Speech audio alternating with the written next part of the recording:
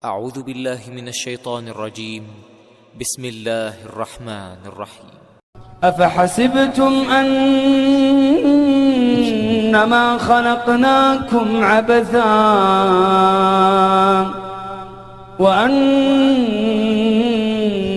إلينا لا ترجعون. Assalamualaikum warahmatullahi wabarakatuh. Alhamdulillah wassalatu wassalamu ala Rasulillah. Segala puji dan puja kehadirat Allah Subhanahu wa taala, juga salawat dan taslim kepada Nabi besar Muhammad sallallahu alaihi wa ala alihi wa sahbihi wasallam.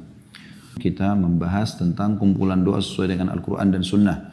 Dan kita masih berada di doa sebelum salam. Allahumma inni a'udzubika min adzabi jahannam. Ya Allah, aku berlindung kepadamu dari siksa api neraka. Dan kita sedang membahas tentang api neraka agar kita mengetahui kenapa kita diperintahkan setiap kali sebelum salam untuk berlindung dari api neraka. Karena luar biasa memang dahsyatnya api neraka itu. Dia bukan sebuah penjara yang 1 hektar kemudian dijaga oleh polisi-polisi yang mungkin masih bisa diajak negosiasi, mungkin masih ada saatnya Anda ke kamar mandi, Anda masih bisa makan, Anda masih bisa berolahraga, masih ada pendidikan-pendidikan mungkin atau hiburan yang diberikan. Kalau di neraka semuanya 24 jam siksaan. Mereka tidak mati walaupun seluruh anggota tubuhnya umumnya sudah hancur. Kuasa Allah Subhanahu wa taala Allah utuhkan lagi. Dan pada saat mereka disiksa kesakitan, pada saat mereka diutuhkan juga kesakitan. Dan begitulah keadaan mereka, terutama orang-orang yang khalidina fiha, kekal selamanya di sana, yaitu orang kafir, orang musyrik, dan juga orang-orang munafik. Dan sebagian orang-orang beriman yang banyak melakukan dosa, mereka akan mampir untuk membersihkan dosanya di sana, kemudian mereka keluar menuju ke surga. Dan bahasan kita pada kesempatan ini adalah membahas masalah mantan penghuni jahannam. Maksudnya orang-orang beriman yang terlalu banyak dosanya ya selama di dunia, orang-orang muslim, atau dosa-dosanya mengalahkan amal solehnya sehingga membuat mereka dibersihkan dulu di dalam neraka sampai dosanya bersih baru kemudian mereka dikeluarkan. Dan nanti ini menjadi sebuah dalil yang sangat kuat bahwasanya orang beriman walaupun dalam hatinya ada seperti biji sawi dari keimanan, maka tidak akan kekal dalam api neraka. Jadi yang kekal hanya orang-orang kafir, orang musyrik, dan orang munafik. Nah ini sebuah berita gembira. Ya. Kalimat la ilaha illallah sangat mahal nilainya. Makanya Allah Subhanahu wa taala mengatakan dalam Al-Quran, A'udzu billahi minasyaitonir rajim, wa la tamutunna illa wa antum muslimun. Dan jangan pernah kalian meninggal dunia kecuali dalam keadaan Islam. Kita akan masuk teman-teman di bab 22, semoga Allah berkahi mantan penghuni jahannam. Hadits nomor 53 dari awal kita belajar berbunyi Hudzaifah radhiyallahu anhu menuturkan sabda Rasulullah sallallahu alaihi wasallam, la yukhrijullahu minan nari qauman muntinin qad mahashathumun nar fayadkhuluna al-jannata bi syafa'ati asy-syafi'in yusammuna fiha al-jahannamiyun. Allah benar-benar akan mengeluarkan dari neraka satu kaum yang sudah berbau busuk karena luka yang ada pada mereka yang telah terbakar api neraka. Lalu mereka masuk surga dengan syafaat atau pertolongan orang-orang yang diizinkan memberi syafaat. Mereka berada di surga dan dinamakan dengan jahannamiyun. Hadis ini diriwayatkan oleh Ahmad, Ibnu Abi Asim dalam As-Sunnah dan juga dihasankan oleh Al-Albani dalam Dhilal Al-Jannah. Hadis ini teman-teman sekalian memberikan gambaran kepada kita bagaimana, sebagaimana saya bilang tadi di pembukaan, ada orang-orang beriman yang dosa mereka atau orang-orang muslim yang dosa mereka lebih berat daripada amal solehnya. Sehingga pada saat ditimbangan amal, mereka nggak bisa lolos masuk ke dalam surga. Semoga kita tidak termasuk dalam ini tentunya. Kita berharap masuk surga dari awal tanpa hisab. Dan Allah berikan derajat tertinggi. Dan Anda yang ikuti ceramah kita ini teman-teman masih punya peluang untuk meraih itu selama Anda masih diberikan detik-detik hidup. Seperti hari ini adalah sebuah bonus yang jangan disia-siakan. Perbanyak taubat kepada Allah Subhanahu wa taala sampai menjelang malam sebentar. Dari Anda duduk sekarang mendengarkan ceramah ini, astagfirullah wa atubu ilaih. Mohon ampun atas semua kesalahan Anda. Renungi semua dosa yang Anda lakukan, minta agar Allah bersihkan semuanya. dan berharap mendapatkan sabda Nabi SAW, at-taubatu jubbu ma qablaha. Taubat akan membersihkan semua kesalahan yang lalu. Kalau Anda beramal saleh, maka sekarang tinggal dijaga lagi, rutinkan. Seperti sore hari begini, sholat asar, kemudian zikir petang ya. Sebentar jangan luput maghribnya, ada qobliyah maghrib, ada ba'diyah maghrib. Kemudian juga kalau Anda ada waktu lowong, Anda bisa duduk sampai isya di masjid, menunggu misalnya. Atau Anda mengaji tadarus di rumah ya. Kemudian isya juga sama, ada qobliyah isya, ada ba'diyah isya. Maksimalkan itu, kemudian Anda istirahat nantinya. Kemudian Anda jangan luputkan sholat malam. Kalau Allah masih hidupkan lagi besok, alhamdulillah, kita ulangi lagi kebaikan-kebaikan kita supaya terus terisi dengan amal-amal saleh. Ya. Kemudian kita juga mengambil pelajaran yang lain, bahwasanya ini rahmat Allah yang luas.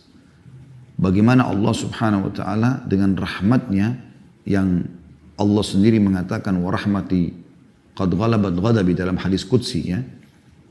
Yaitu rahmatku telah mengalahkan murkahku. Dan ini rahmat Allah Subhanahu wa taala. Bagaimana orang yang sudah bermaksiat kepada Dia disiksa lalu dikeluarkan. Itu pun masih bisa masuk ke dalam surga. Dan ini luar biasa.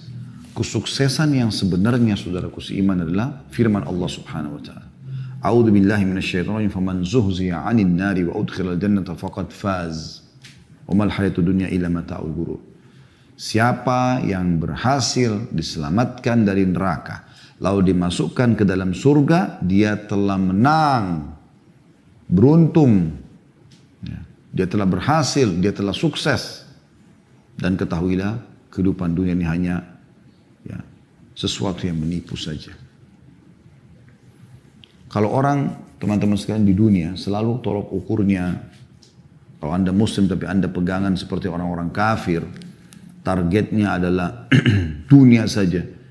Penilaian sukses itu hanya karena harta, hanya karena pakaian, hanya karena mobil, hanya karena jabatan, hanya karena titel-titel akademik. Ini semua, saudaraku seiman, pikiran orang-orang non-muslim. Bagi seorang muslim bukan itu. Bahkan kata Nabi SAW, siapa yang tiba di pagi hari, sementara hammuhu, niatnya, targetnya, dunia, maka Allah akan memecahkan urusan-urusannya, mempersulit. Dan Allah akan menjadikan kemiskinan di depan matanya.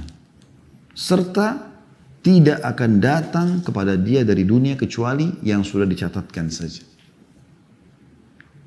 Dan siapa yang tiba di pagi hari, targetnya dia, niatnya adalah akhirat, maka Allah akan satukan urusannya. Allah akan mudahkan dan selesaikan. Allah akan jadikan kekayaan itu dalam hatinya. Dan dunia akan datang kepada dia dalam kondisi terhina. Beda sekali. Ini setiap tiba pagi hari. Jadi bagaimana teman-teman sekalian kita memahami target utama seorang muslim justru sukses nanti masuk ke dalam surga. Anda masih ingat bagaimana mayoritas penghuni surga justru orang-orang miskin sampai surga mengatakan, ya Allah kenapa tidak masuk ke dalam kecuali orang-orang miskin dan orang-orang yang dianggap remeh, gitu kan? Maka Allah mengatakan, kau rahmatku yang aku karuniahi, yang aku balas orang-orang yang taat kepadaku denganmu. Gitu kan?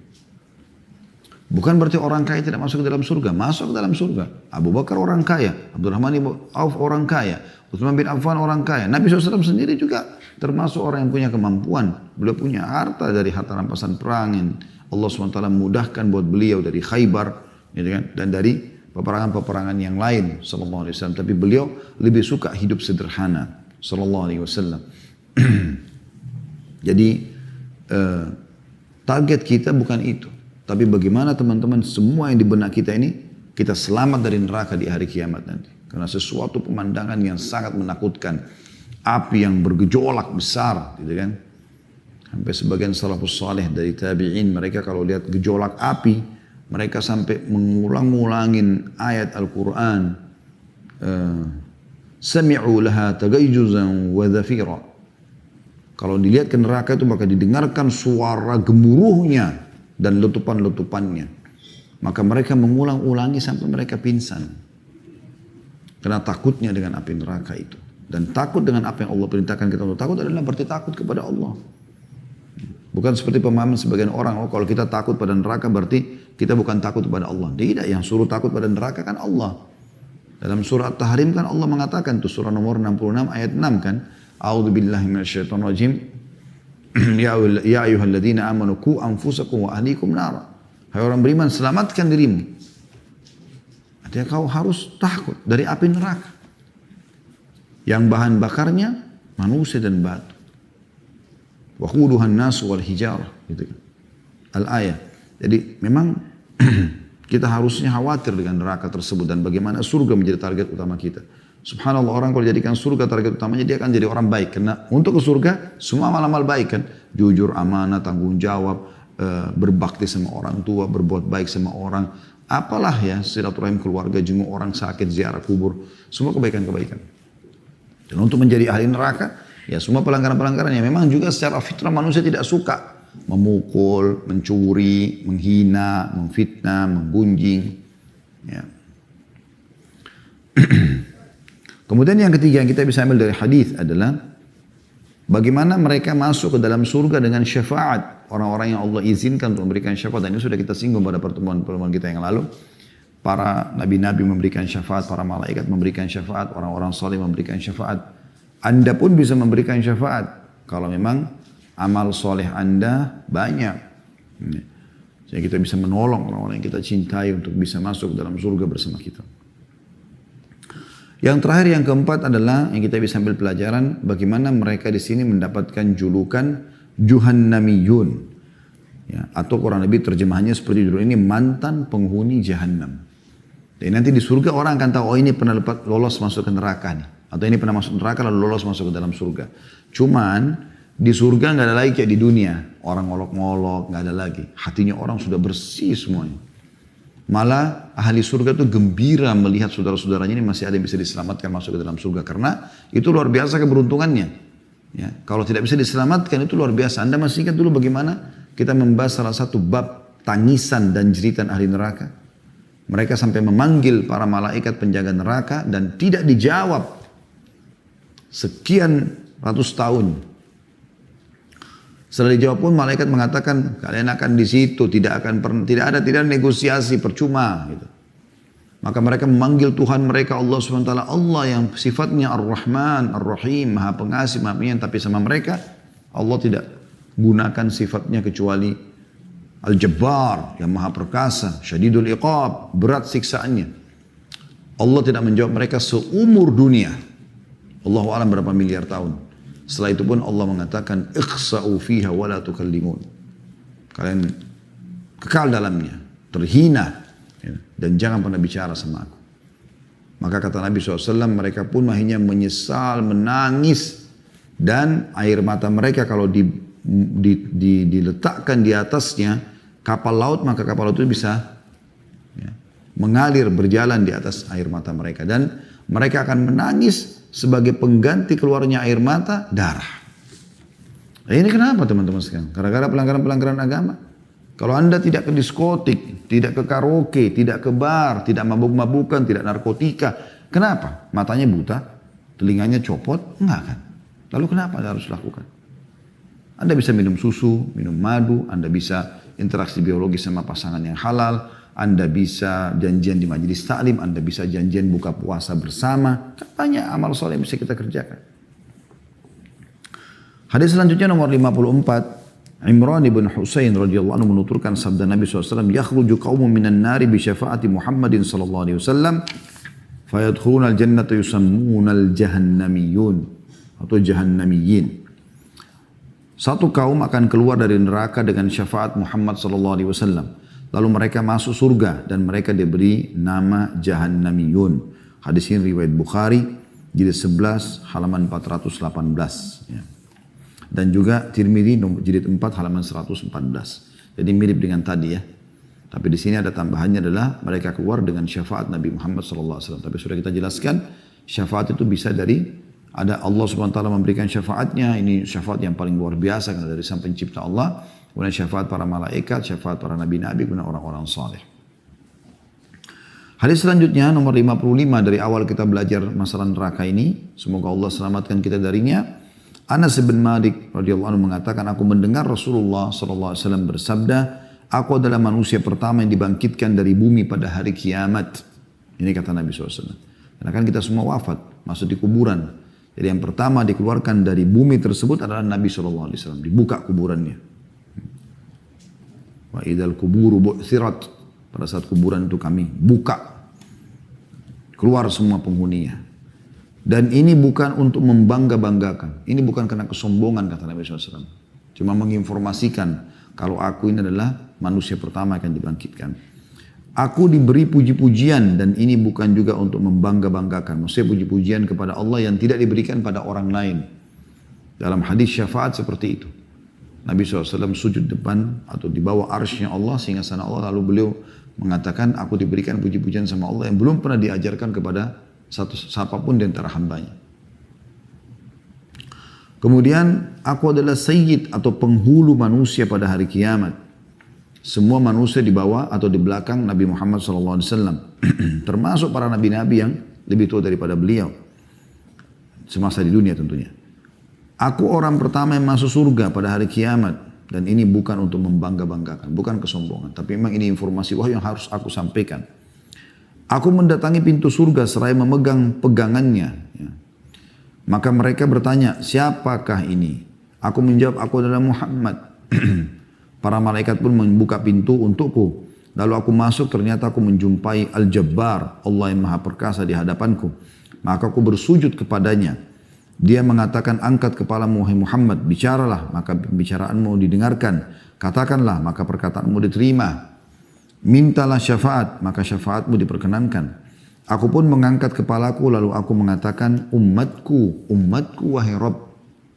Jadi bagaimana cintanya Nabi SAW, begitu beliau masuk surga, yang bukan berarti beliau langsung, udah nikmatin aja, udah tidak mau pusing orang lain masuk surga atau masuk neraka, terserah. Beliau selalu peduli dengan kita teman-teman sekalian. Bersyukur Anda menjadi umat Muhammad SAW. Beliau menyebutkan umatku, umatku, bukan keluargaku, bukan sukuku, Quraisy, enggak. Umatku, siapapun dia, yang penting dia syahadat ya Allah. Maka Allah pun mengatakan, pergilah kepada umatmu. Maksudnya di neraka. Siapa yang kamu dapati dalam hatinya terdapat seberat biji gandum dari keimanan, maka masukkan ia ke dalam surga. Kata Nabi SAW, aku pun pergi. Siapa yang aku dapati dalam hatinya terdapat seberat itu, maka aku memasukkan mereka ke dalam surga. Lalu aku menjumpai Al-Jabbar di hadapanku lagi. Maka aku bersujud kepadanya. Dia mengatakan, angkat kepalamu wahai Muhammad, bicaralah, maka pembicaraanmu didengarkan. Katakanlah, maka perkataanmu diterima. Mintalah syafaat, maka syafaatmu diperkenankan. Siapa yang kau mau tolong sekarang? Aku pun mengangkat kepalaku, lalu aku mengatakan, umatku, umatku wahai Rabb. Padahal tadi sudah Nabi SAW keluarkan semuanya orang yang dalam hatinya seperti biji gandum. Kecil sekali. Nah, kita tahu biji gandum kecil, kayak debu. Ya. Seperti itu saja dikeluarkan. Ternyata masih ada lagi. Maka Allah mengatakan, pergilah kepada umatmu. Siapa yang kau dapati dalam hatinya terdapat seberat biji sawi keimanan. Maka masukkan ke dalam surga. Aku pun pergi dan siapa yang aku dapati dalam hatinya terdapat seberat itu, maka aku memasukkan mereka ke dalam surga. Jadi walaupun Nabi SAW tidak kenal, yang penting umat Islam. Setelah Allah selesai mengadili umat manusia dan memasukkan siapa yang masih tersisa dari umatku di dalam neraka bersama penduduk neraka, maka penduduk neraka mengatakan, tidak bermanfaat bagi kalian bahwa kalian menyembah Allah dan tidak menyekutukannya dengan sesuatu pun. Karena kenapa kalian masih masuk neraka, wahai orang Islam? Maka Allah pun Al-Jabbar yang Maha Perkasa mengatakan, demi keperkasaanku sungguh aku membebaskan mereka dari neraka. Lalu mengutus para malaikat kepada mereka untuk mengeluarkan mereka dari neraka dalam keadaan telah hangus. Lalu mereka dimasukkan di sungai kehidupan, maka mereka tumbuh di dalamnya sebagaimana biji-bijian tumbuh di bui aliran. Dan ditulis di kening mereka, mereka adalah orang-orang yang dibebaskan oleh Allah. Kemudian mereka dibawa pergi, lalu mereka masuk surga. Maka ahli surga menyebut mereka dengan jahannamiyun atau mantan penghuni neraka jahannam. Lalu Al-Jabbar, Allah yang Maha Perkasa mengatakan, tetapi mereka adalah orang-orang yang dibebaskan oleh Al-Jabbar. Dibebaskan oleh Allah yang Maha Perkasa. Hadis riwayat Ahmad dan Ad-Darimi dan disahihkan oleh Al-Albani dalam Dzalul Jannah jilid 2 halaman 407. Hadis ini adalah hadis yang luar biasa teman-teman. Kita sudah dapat bocorannya selama kita di dunia. Apa yang akan terjadi nanti ini jauh ini. Ya. Subhanallah semua sudah dipaparkan. Tidak ada satupun yang tidak dijelaskan oleh Nabi SAW. Kata Nabi SAW, aku tinggalkan kalian agama ini malamnya seperti siangnya. Gak ada sesuatu yang tidak jelas di sini. Mau masuk surga sudah jelas, masuk neraka jelas. Dan di sini luar biasa teman-teman bagaimana cintanya Nabi SAW terhadap umatnya. Beliau SAW tidak mau masuk surga, tenang di dalam, menikmati, sudah ada buah-buahan, istana, dayang-dayang, dipan-dipan, kebun-kebun, sungai-sungai dan segala macam hal. Jadi beliau tidak pikirkan masalah itu. Dan beliau pikir sebelum menikmati semua umatku. Ada umatku yang masuk neraka. Jadi Nabi SAW sangat cinta dengan kita. Dan beliau ingin sekali ketemu dengan kita. Sampai kata Nabi SAW dalam sebuah hadis, aku ingin sekali ketemu dengan saudara-saudaraku. Kata para sahabat, kami saudara-saudara anda ya Rasulullah. Kata Nabi SAW, bukan, kalian sahabat-sahabatku. Saudara-saudaraku yang datang nanti sepeninggalku. Kita-kita ini. Nabi SAW anggap saudara. Sallallahu alaihi wasallam. Memang layak beliau diangkat menjadi penutup para nabi dan rasul karena kecintaannya pada umatnya. Dan bagaimana beliau menjelaskan dalam hadis yang lain, beliau prihatin, beliau mengatakan perumpamaanku dengan kalian seperti orang yang sedang menyulut api unggun, kemudian datanglah ya serangga-serangga, aku berusaha menyelamatkan dari api tersebut tapi ada saja yang masuk ke dalam. Sudah diperingatkan, sampai padanya peringatan, Allah sampaikan dari lisan temannya kah, supirnya kah, istrinya kah, suaminya kah, anaknya kah, ya. Atau mungkin dia nonton di medsos kah, dari pengajian kah, tapi tetap saja tidak mau ngah. Ya sudah, ya. Mereka akhirnya celaka. Kemudian bagaimana rahmat Allah Subhanahu wa taala luas sekali di sini sampai mengeluarkan orang yang seperti biji sawi yang sangat kecil, ya. Biji gandum dikeluarkan dari api neraka. Dan ini berarti menandakan bisa dikatakan amal mereka kecil sekali. Tapi ingat mereka tidak berbuat kesyirikan. Orang yang buat syirik besar seperti dukun, peramal, penyamun, penyihir, orang juga yang membenarkan mereka batal keislamannya. Tidak bisa. Makanya di sini dalam hadits ini ada disebutkan pada saat sudah dikeluarkan umat Muhammad SAW yang seperti dalam hatinya biji sawi dari keimanan, tersisa orang yang tidak ada keimanannya sebesar itu.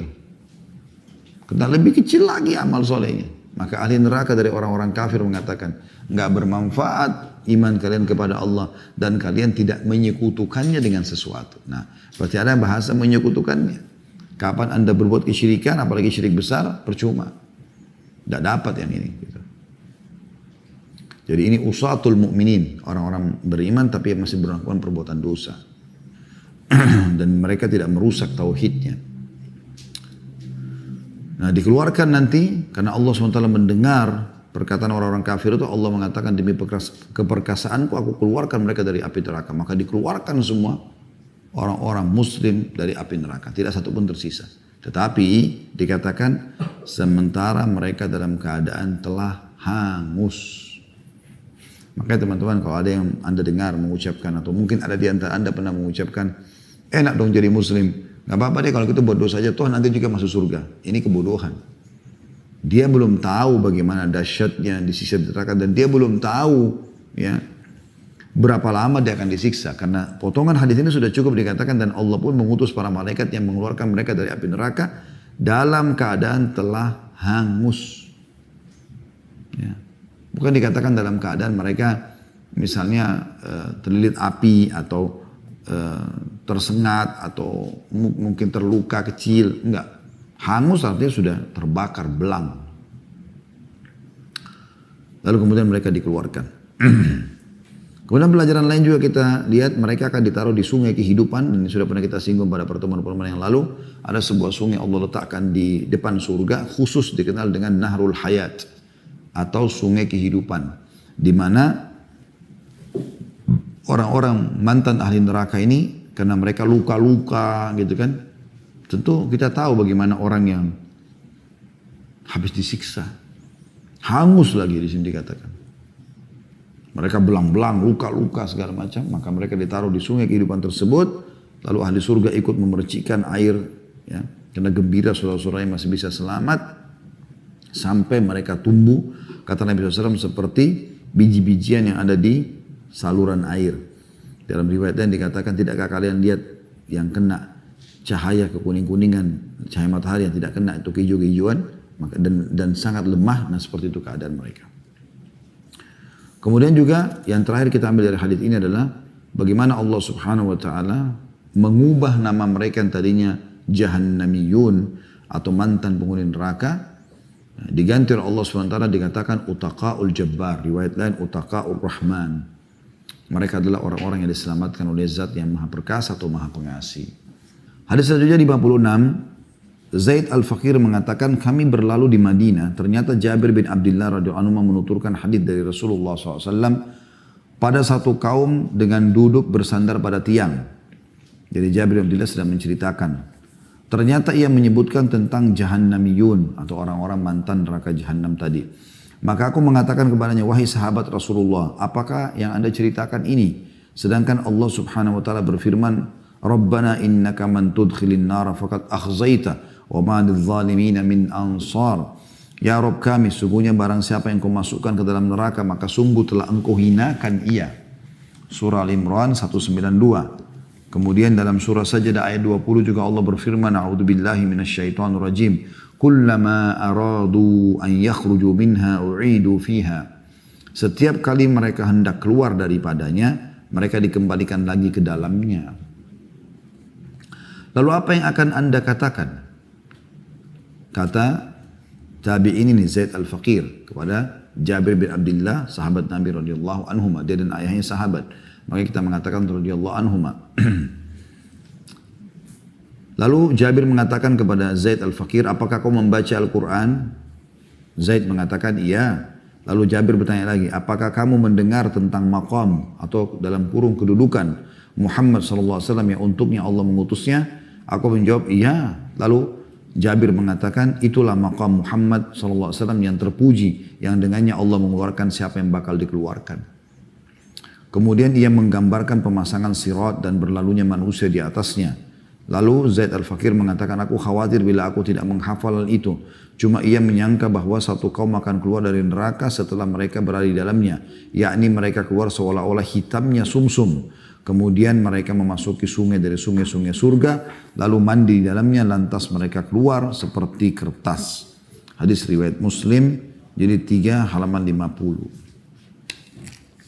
Hadis ini teman-teman sekalian menggambarkan kepada kita bagaimana ahli neraka nanti akan dikeluarkan dari orang-orang beriman, kemudian akan masuk ke dalam surga.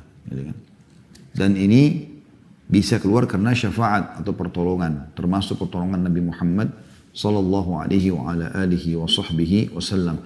Oleh karena teman-teman berbanyak baca salawat kepada Nabi SAW, walaupun yang pendek, Allahumma salli ala Muhammad, Allahumma salli ala Muhammad, Allahumma salli ala Muhammad. Coba amalkan. Semoga saya dengan itu kita bisa mendapatkan syafaat beliau sallallahu alaihi wasallam. Ini pertolongan yang sangat mahal di saat orang sudah terlalu banyak dosanya dan dia harus dilemparkan neraka. Ya, tidak ada pertolongan bagi dia. Ya, tidak ada yang bisa tolong kecuali Allah SWT. Lalu Allah mengizinkan Nabi Muhammad SAW menolong dia.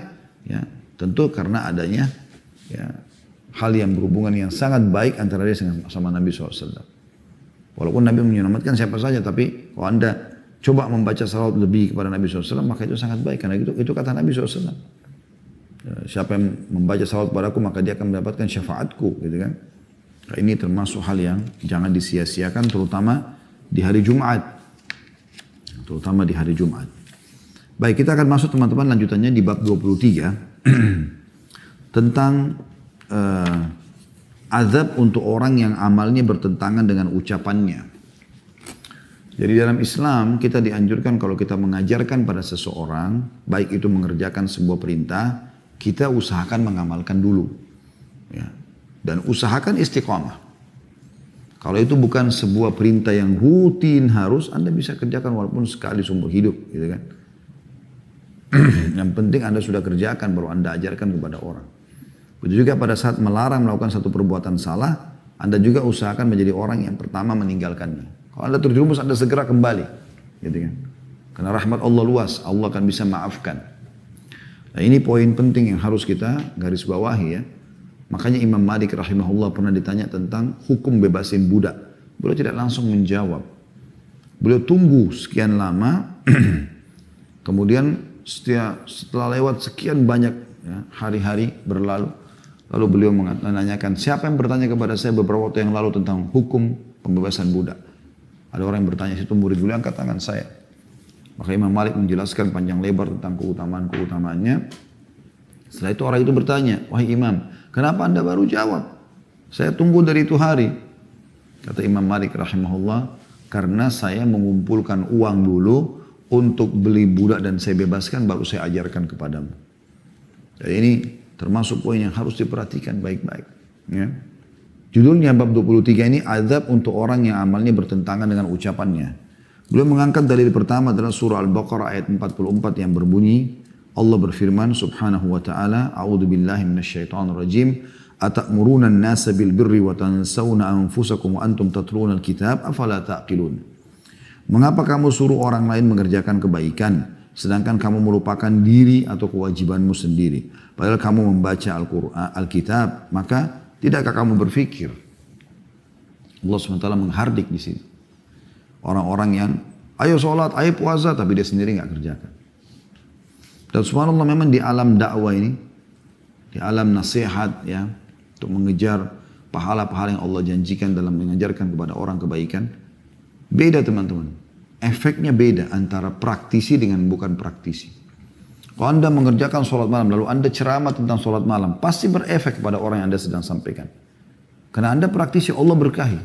Kalau Anda sendiri tidak pernah sholat malam, lalu Anda ajarin orang di mimbar, khutbah Jumat atau di majelis ta'lim sibuk dengan sholat malam, padahal sebenarnya dia sendiri tidak pernah kerjakan, maka nggak berefek. Sebagus apapun retorika dia, selantang apapun suaranya. Nanti orang cuma mengatakan paling jauh, bagus ya, selesai. Tapi subhanallah Allah berikan keberkahan bagi para praktisi.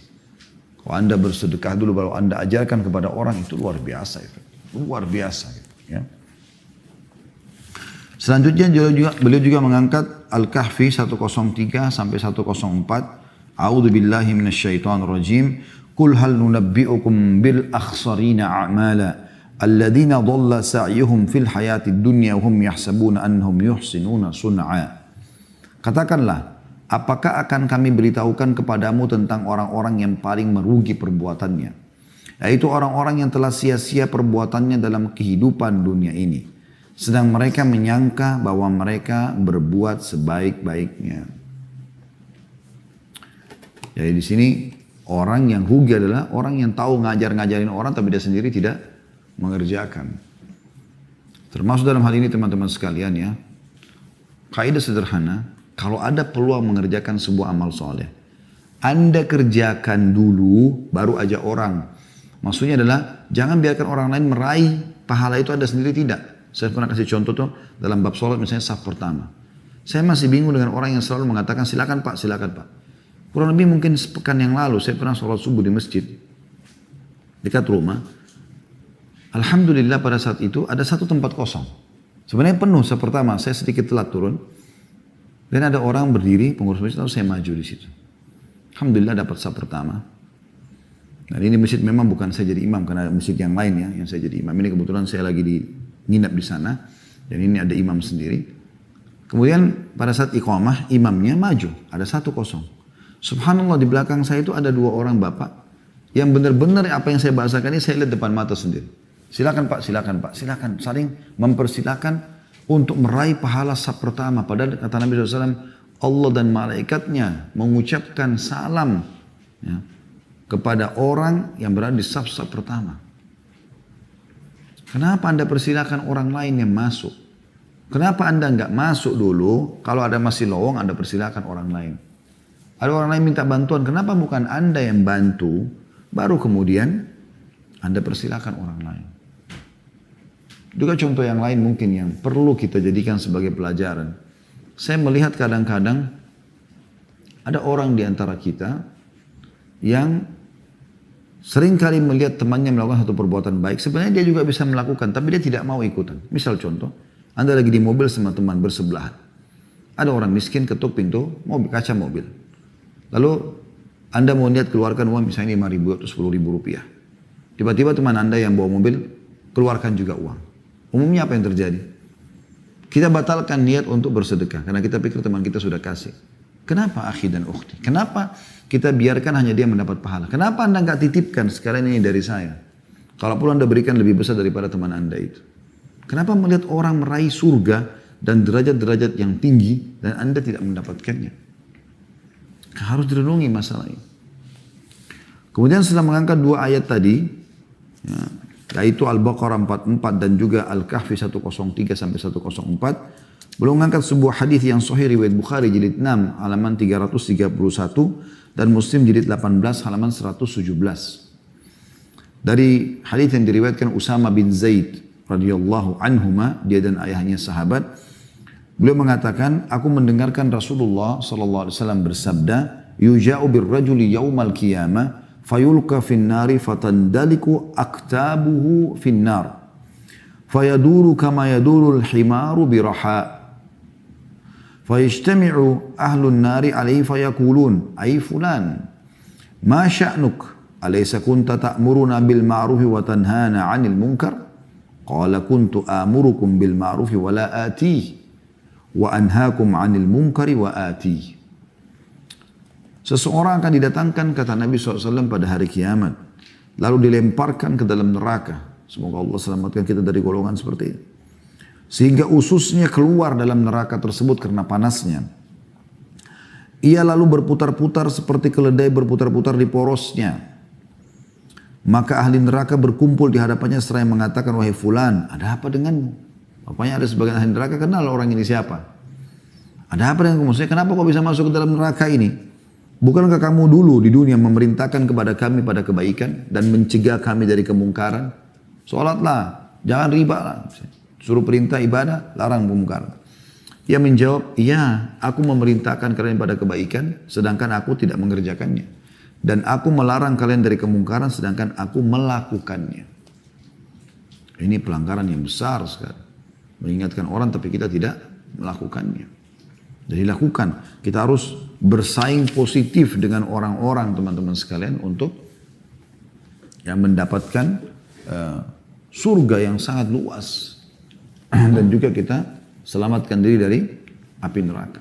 Apapun peluang kesempatan jangan disia-siakan. Saya selalu ingatkan diri saya dan teman-teman sekalian. Ingat pada saat Anda punya kesempatan untuk beramal soleh, anggap itu adalah amal terakhir Anda. Mungkin setelah itu detik itu Anda meninggal dunia. Ini pernah dalam sebuah riwayat disebutkan Nabi SAW mengatakan pada saat mau mengimami sholat para sahabat beliau mengatakan sallu salatal muwadda'. Sholatlah kalian ya, seakan-akan adalah sholat perpisahan. Sallu salatal muwadda'ah gitu kan. Anggap setelah sholatnya kau meninggal. Bagaimana kalau seandainya teman-teman sekalian kita divonis oleh dokter, naudzubillah, Anda kena penyakit kronis, Anda akan meninggal. Ini tinggal tunggu berapa detik, menit, hitungan ini sudah bisa meninggal. Lalu Anda masih punya kesempatan sholat, kira-kira bagaimana sholat Anda itu? Atau Anda akan dipancung kepalanya, hanya dikasih kesempatan sholat 2 rakaat. Kira-kira seperti apa Anda sholat? Seharusnya jangan tunggu itu, karena setiap saat maut bisa datang. Lakukan semua yang terbaik. Ingat Allah tidak butuh dengan ibadah kita, tapi kita yang membutuhkannya. Banyak orang seperti store kewajiban saja. Yang penting saya sudah sholat. Sudah sholat. Mau khusyuk atau khusyuk terserah. Mau dosa pertama atau tidak terserah. Mau awal waktu kah atau tidak terserah. Ini nggak bisa. Mau sempurna wudunya atau tidak terserah. Ini seakan-akan Allah yang butuh. Dia kayak store kewajiban. Tidak. Allah tidak butuh dengan amal kita. Biar kita beramal dari basi bayi sampai kita meninggal dunia, Allah nggak butuh dengan amal itu. Banyak makhluk Allah yang menyembah Allah SWT.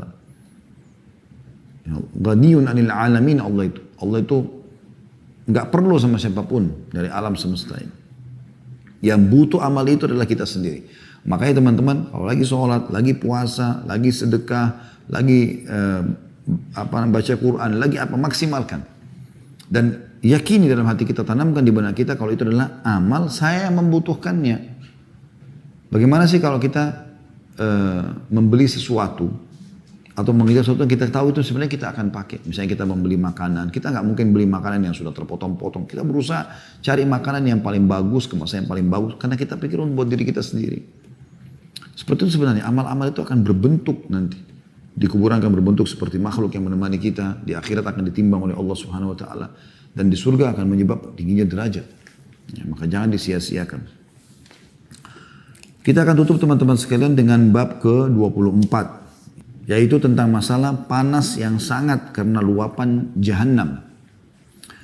Apa yang akan kita baca nanti ini teman-teman sekalian menandakan keberadaan Jahannam bisa dirasakan. Kalau Anda sekarang yang mengikuti acara kita ini ada yang merasakan demam, maka itu yang akan kita bahas. Demam Anda itu, ya, itu dalil yang nyata yang Anda bisa rasakan di tubuh Anda adanya neraka Jahannam. Dengarkan dalilnya. Di bab 24, panas yang sangat karena luapan Jahannam. Beliau mengatakan, Allah Subhanahu Wa Taala berfirman dalam surah At-Taubah ayat 81, A'udzu billahi minasyaitonir rajim, wa qalu la tanfiru fil har, qul naru jahannama asyaddu harra law kanu yafqahun. Dan mereka para orang-orang munafik berkata kepada orang-orang beriman, janganlah kamu berangkat pergi berperang dengan panas terik ini. Ini pada saat Nabi SAW mau mengajak sahabat untuk menuju ke Tabuk, ya. Setelah pembebasan kota Mekah, setelah perang Hunain, peperangan terakhir Nabi SAW namanya perang Tabuk. Sekitar 30.000 pasukan Nabi SAW ajak semuanya untuk menyerang wilayah Tabuk yang dikuasai oleh Romawi pada saat itu, ya. Tapi subhanallah ujian Allah luar biasa. Pada saat itu musim panas, dan musim panas ini yang puncak-puncaknya itu adalah masa panen yang terbaik dari kurma. Besoknya, sehari atau 2 hari lagi, dari masa Nabi SAW perintahkan untuk keluar jihad itu, mereka akan panen kurma. Tapi perintah Allah pada itu menguji iman mereka. Maka orang-orang beriman pergi keluar. Tidak ada yang peduli dengan kurma mereka. Tapi orang-orang munafik tidak. Lalu mereka membahasakan ini. Jangan kalian pergi berperang di panas yang seperti ini. Maka Allah SWT menyuruh Nabi Muhammad SAW menjawab mereka mengatakan, katakanlah hai Muhammad, api neraka Jahannam lebih sangat panas jika kamu mengetahuinya. Mereka memang bergantung, orang munafik, orang kafir dengan dunia. Kalau kita orang mukmin tidak ada seperti itu. Gak penting bagi kita urusan dunia ini. Bahkan kata Syekh Utsaimin rahimahullah, perumpamaan orang mukmin dengan dunia ini seperti orang yang masuk ke WC. Dia selesaikan hajat lalu dia pulang, dia keluar, dia tinggalkan. Bukan tempat yang dia nongkrong di situ seterusnya. Sampai beliau menggambarkan seperti itu. Dan Nabi SAW memang menggambarkan dalam hadis itu.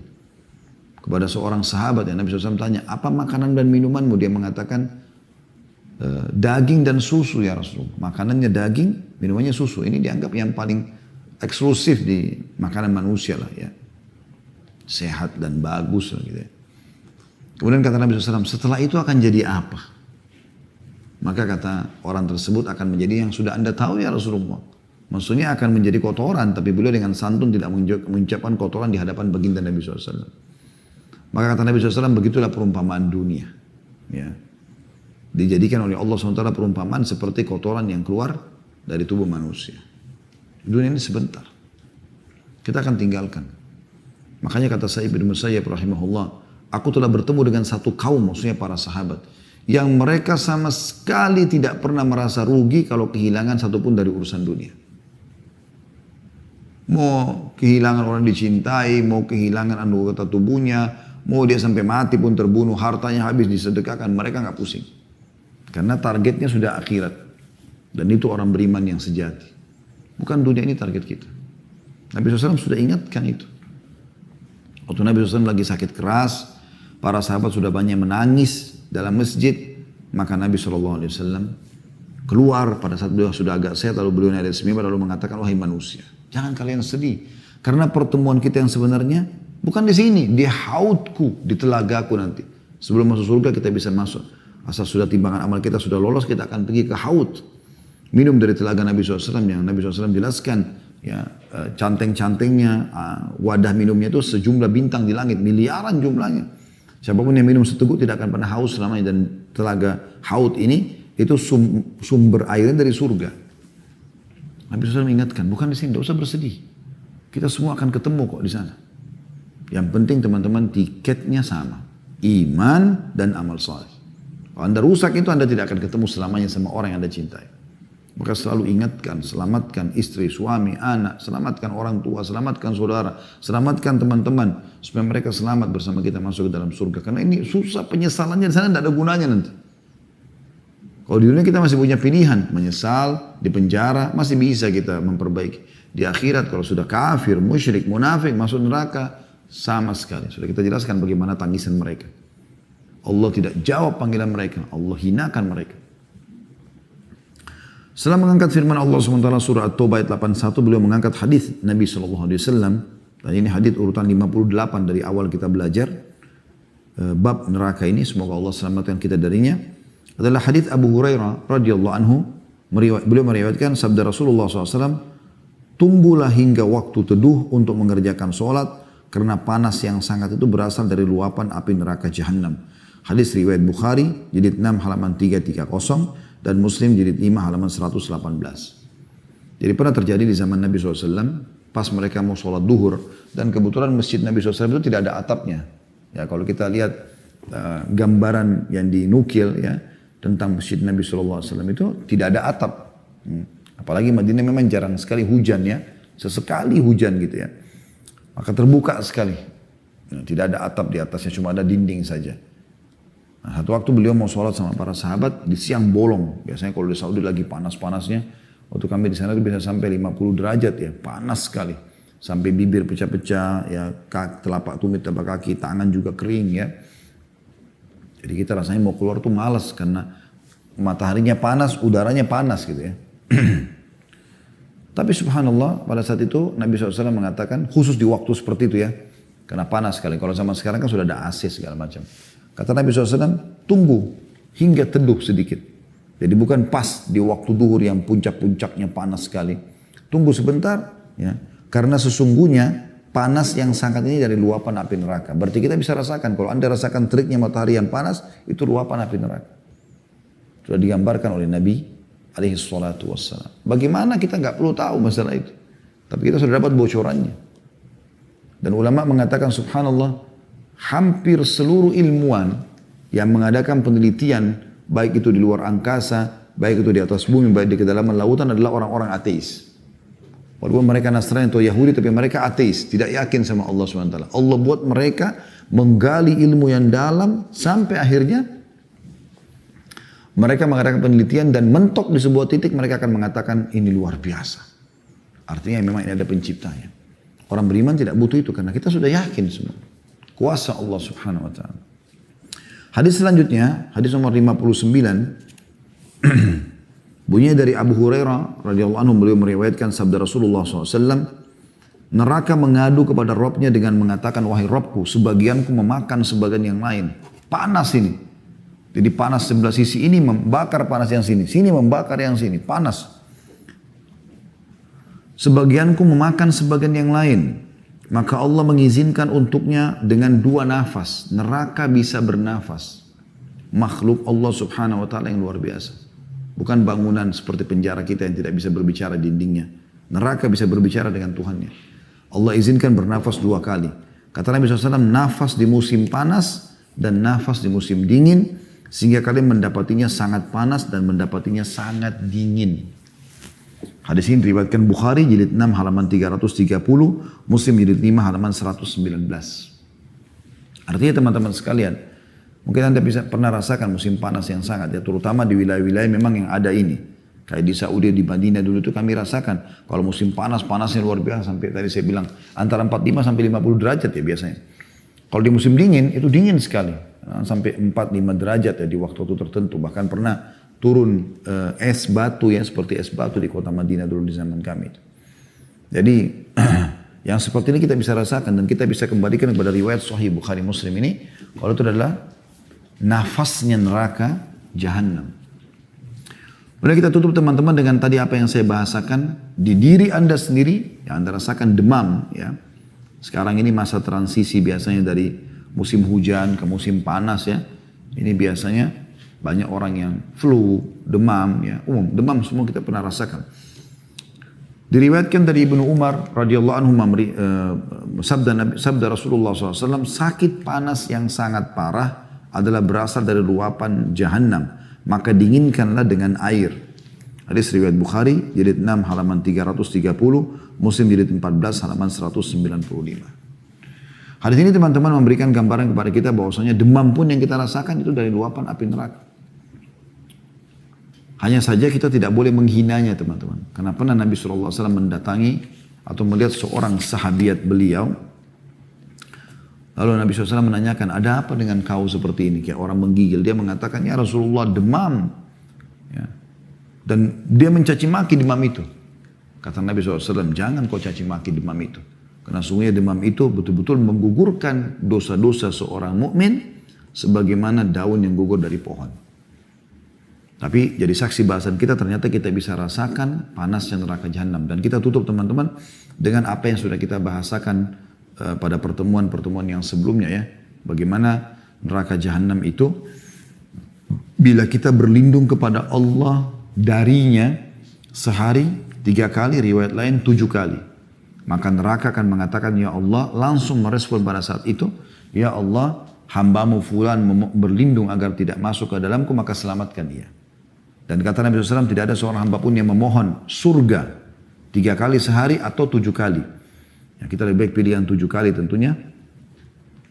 Dan Nabi SAW setiap kali lewat ayat surga boleh minta masuk ke dalamnya, lewat ayat neraka boleh berlindung agar diselamatkan darinya. Maka surga akan mengatakan, ya Allah, hambamu fulan mohon agar masuk kepadaku, masukkanlah ia. Semoga kita termasuk jadi ahli surga dan kita selamatkan dari api.